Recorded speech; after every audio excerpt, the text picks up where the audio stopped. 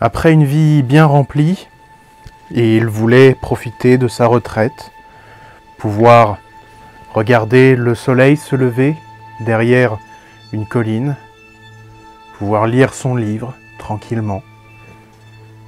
Mais il faut croire que tous les projets de retraite ne se passent pas comme prévu. Est-ce que vous êtes prêts pour une nouvelle histoire au coin du feu ?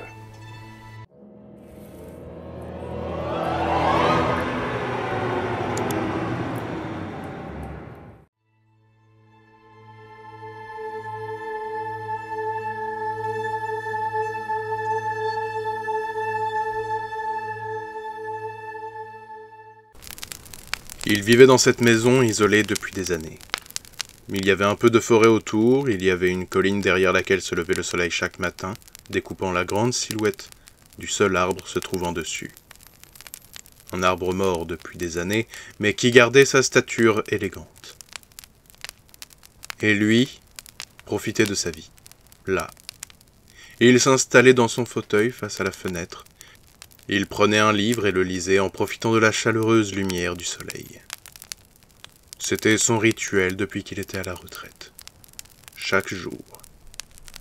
Il était seul, tranquille dans sa demeure.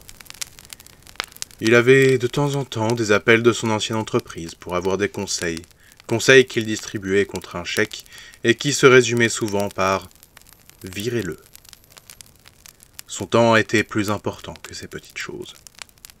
Il buvait son thé le matin en lisant au soleil. L'après-midi, il buvait un café en lisant au soleil. Le soir, il buvait un verre de vin en observant l'ombre de sa maison s'étendre sur l'herbe.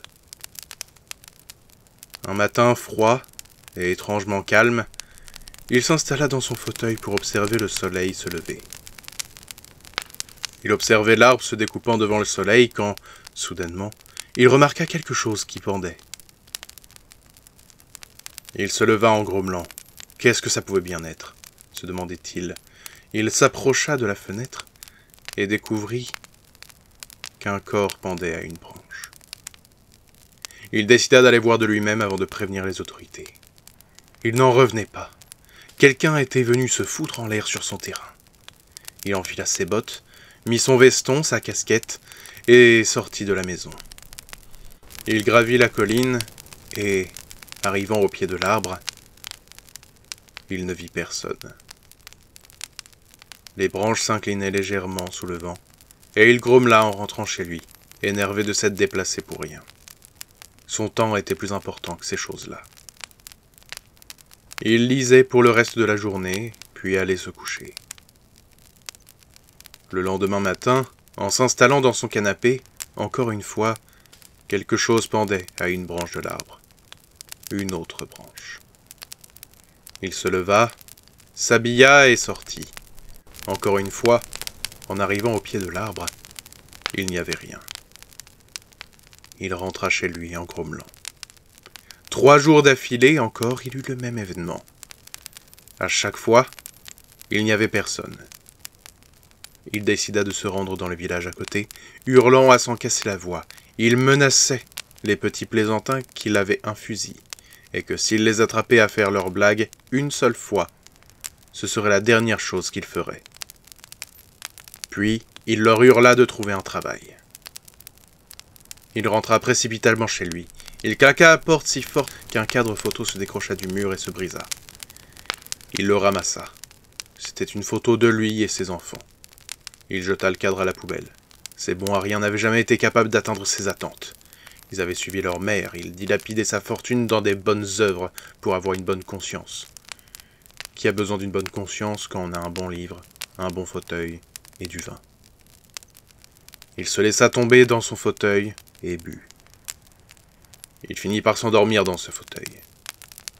Le soleil éclaira son visage, et il ouvrit les yeux difficilement. La bouche pâteuse. Un mal de tête à en devenir fou. Il se leva et s'approcha de la fenêtre. Là, accrochés aux branches de l'arbre, 5 corps pendaient dans le vide. Il sortit, titubant, la veste mal fermée. Il fixait l'arbre en avançant. Les corps étaient toujours là. Il s'approchait encore. Les corps, eux, restaient accrochés. Puis il arriva au pied de l'arbre. Les corps se balançaient lentement dans le vent.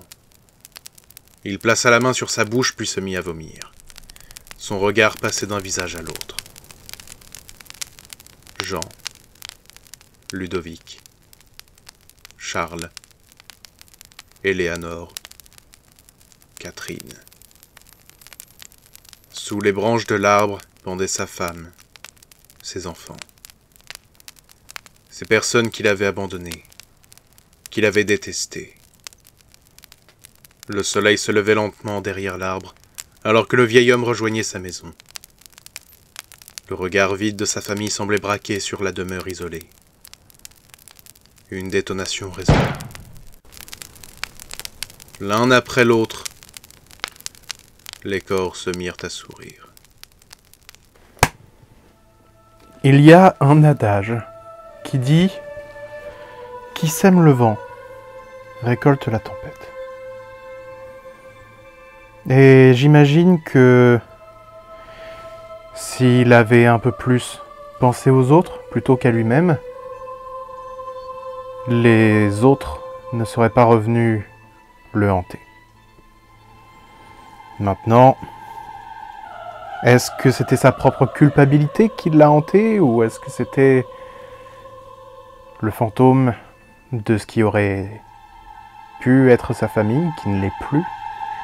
Est-ce que c'est une vision? Est-ce que c'est quelque chose de réel?